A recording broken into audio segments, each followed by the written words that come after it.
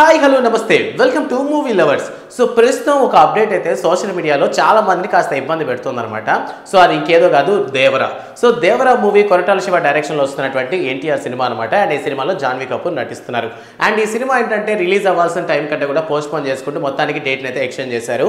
So but ఇక్కడ disappoint అయినటువంటి విషయం ఏంటంటే అందరికీ సాధారణంగా తెలుసు ప్రెసెంట్ ఎన్టీఆర్ ఏంటంటే దేవరా అనేటువంటి సినిమాని 2 పార్ట్లుగా తీస్తున్నారు. సో ఆఫ్టర్ ఈ దేవరా ఫస్ట్ పార్ట్ ఏదైతే ఉందో అది రిలీజ్ అయిన తర్వాత బాలీవుడ్ మూవీ అనేటువంటి ఒక మల్టీ స్టార్ మూవీ వార్ 2లో ఎన్టీఆర్ ఒక ప్రధానమైన పాత్ర పోషిస్తున్నారు అని అనుకున్నారు. బట్ దాని తర్వాత ఏంటంటే ప్రశాంత్ నీల్తో సలార్తో మంచి హిట్ ఇచ్చినటువంటి ప్రశాంత్ నీల్ దేవరా సినిమా తర్వాత ప్రశాంత్ నీల్ ఎన్టీఆర్తో సినిమా చేద్దాం అనుకున్నారు.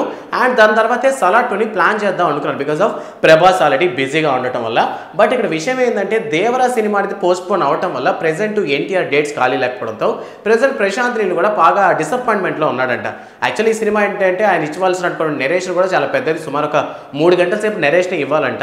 సో అందువల్ల ఏంటంటే ఎన్టీఆర్తో దిగబెట్టేటువంటి ఈ సినిమాను కూడా 2 పార్ట్లుగా తీసేద్దాం అని అనుకుంటున్నారంట.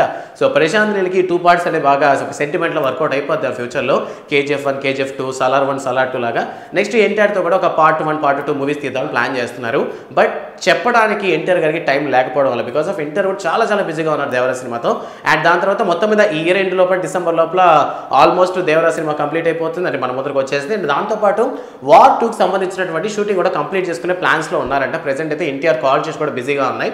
బట్ ఈ లోపల ఏంటంటే ప్రశాంత్ నీల్ సలార్ 2 మీద కాన్సన్ట్రేషన్ చేద్దామని అనుకున్నారు. బట్ ప్రాబ్లం ఏంటంటే అటు పక్క మన ప్రభాస్ గారు కూడా చాలా బిజీగా ఉన్నారు, వరుస పెట్టి 4 సినిమాలు ఉన్నాయి మరి. సో అందువల్ల ఏంటంటే ప్రశాంత్ నీల్ ఈసారి ఎట్లయినా సరే అట్లీస్ట్ ఒక 1 డే టైం దొరికితే నెరేషన్ ఇచ్చేద్దాం, ఎన్టీఆర్కి నెరేషన్ ఇచ్చేసిన తర్వాత అతనికి ఎప్పుడు నచ్చితే ఎన్టీఆర్ ఎప్పుడు ఫ్రీగా ఉన్నారని చెప్తే అప్పుడు ఆ షూటింగ్ పెట్టుకుందాం అని అనుకుంటున్నారు. సో ప్రెసెంట్ ఎన్టీఆర్ 31 సినిమా కోసం అయితే ప్రశాంత్ నీల్ చాలా ట్రై చేస్తున్నారంట కొంచెం ఎలివేషన్స్ ఇవ్వడానికి.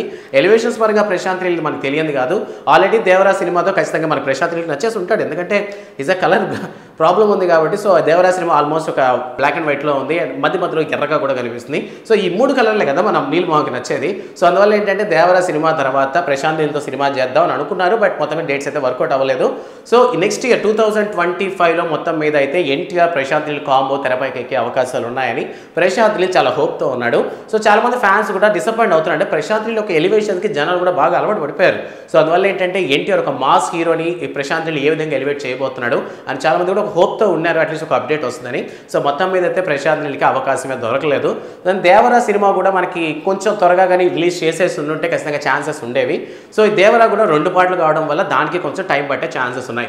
సో మీరేమనుకుంటున్నారు, ఇన్కేస్ ప్రశాంత్ నీల్ కానీ ఎన్టీఆర్తో సినిమా తీస్తే మళ్ళీ అదే టైప్ ఆఫ్ బూడిద దుమ్ము ధూళితో తీస్తాడు అనుకుంటున్నారా, లేదంటే ఈసారి కొత్తగా ట్రై చేసే ఛాన్సెస్ ఉన్నాయని మీకు కనిపిస్తున్న విషయాన్ని కామెంట్ సెక్షన్లో మెన్షన్ చేయడం మాత్రం మర్చిపోకండి.